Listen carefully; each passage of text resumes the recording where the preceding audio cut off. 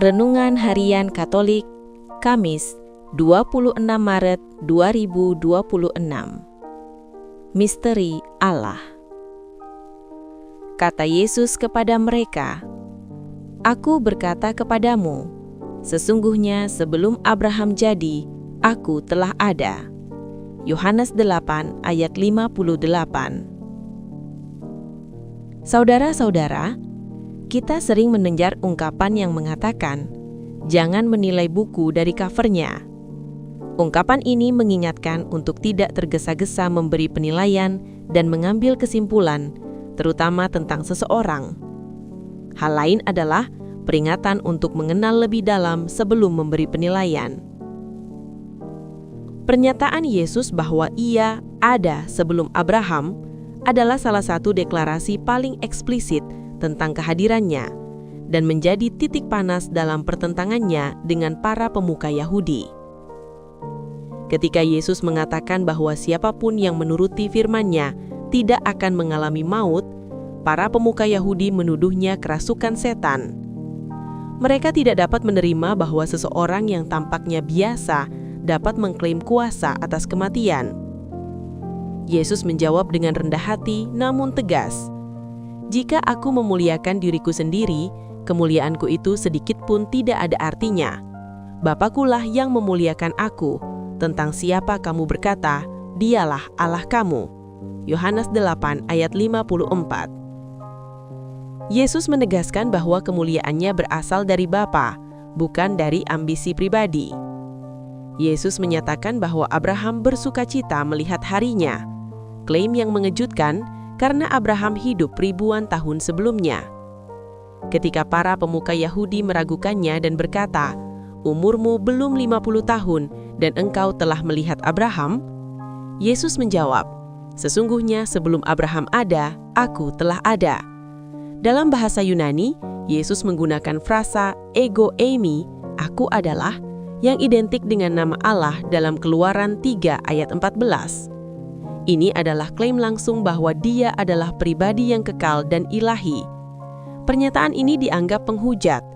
Para pemuka Yahudi segera mengambil batu untuk melemparinya, karena menurut hukum Taurat, siapapun yang menghujat Allah dihukum mati. Mereka tidak dapat menerima bahwa Yesus yang mereka kenal sebagai manusia menyamakan dirinya dengan Allah. Orang-orang Yahudi menjawab, "Bukankah benar kalau kami katakan bahwa engkau orang Samaria dan kerasukan setan?" Ungkapan ini yang memperlihatkan betapa mereka tidak mengenal Yesus, namun telah menjatuhkan penilaian dan vonis untuknya. Dengan mengatakan, "Sebelum Abraham ada, Aku telah ada," Yesus menegaskan bahwa Dia adalah anak Allah yang kekal. Manusia memang tidak dapat menyelami pikiran Allah. Manusia sungguh terbatas dalam memahami rahasia-rahasia Allah. Yesus itulah kepenuhan janji Allah kepada Abraham. Ia sendirilah Allah yang maha tinggi itu. Kadang kita cenderung memikirkan hal yang muluk-muluk dan kurang menyadari yang sederhana dalam hidup kita. Jalan pikiran dunia modern mengajarkan bahwa hanya yang dapat diterima oleh akal budi saja yang benar. Kita mungkin lupa bahwa pikiran manusia sungguh tidak sanggup menyelami secara terang benderang misteri Allah. Situasi diri yang demikian itu mungkin dapat menyulitkan kita untuk mengimani Yesus, sebab Ia yang sederhana itu tinggal dalam kesederhanaannya adalah sungguh-sungguh Allah dan sungguh-sungguh manusia. Ia mengalami penderitaan di kayu salib untuk menebus dosa-dosa kita. Itu sulit untuk dimengerti oleh alam pikir kita. Akan tetapi, itulah misteri Allah yang tidak pernah dapat kita terangkan secara tuntas dengan kata-kata, kecuali hanya dengan penghayatan. Allah yang tunduk pada pikiran manusia tak lain adalah Allah buatan manusia. Sebagai orang Kristen, kita seringkali memandang negatif orang-orang Yahudi, namun kita mungkin kurang sadar bahwa kita pun sering bersikap seperti mereka. Kita seringkali tidak dapat melihat kehadiran Allah dalam diri orang-orang kecil dan sederhana. Seringkali kita abaikan, bahkan kita tindas. Karena itu, dalam masa tobat ini, kita hendaknya selalu memohon rahmat Allah supaya diberi mata batin yang tajam untuk mampu melihat misteri Allah yang tersembunyi dalam diri orang-orang kecil dan sederhana.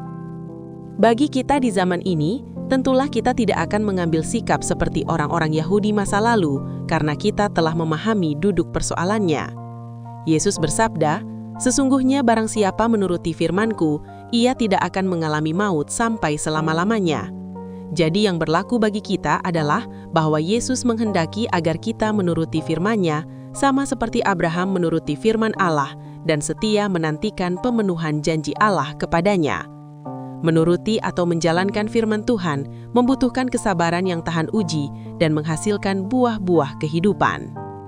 Tuhan Yesus, tidak mudah orang memahami rahasia hidupmu.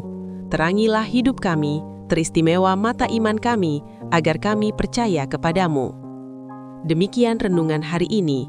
Selamat beraktivitas. Semoga semuanya lancar, sukses, serta selamat. Tuhan memberkati.